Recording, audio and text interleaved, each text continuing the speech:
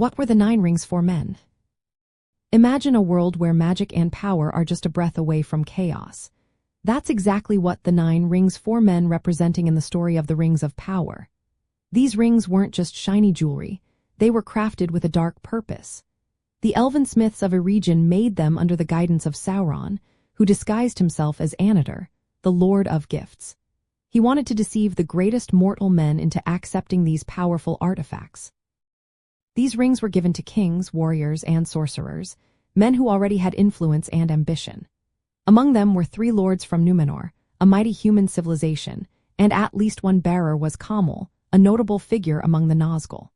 The rings granted their wearers extended life and magical abilities, like influencing others, minds, or gaining strength. But these gifts came with a terrible price. Over time, the men who wore these rings became slaves to Sauron's will through the One Ring. The One Ring was the master ring Sauron forged to control all the other rings of power. As a result, the men's bodies faded, and they turned into invisible spirits called Wraiths. These Wraiths became the Nazgul, or ring wraiths, Sauron's most feared servants. The 9 rings for men symbolize how the desire for power can lead to downfall. They show how Sauron's deception exploited human greed and ambition. The magic in these rings was both a gift and a curse. It promised power but ultimately stripped the bearers of their humanity and freedom. In the story of Middle-earth, these rings were tools of Sauron's control.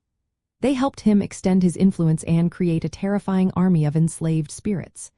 The Nazgul hunted for the One Ring and terrorized anyone who opposed Sauron's rule. So, the 9 rings for men are more than just artifacts.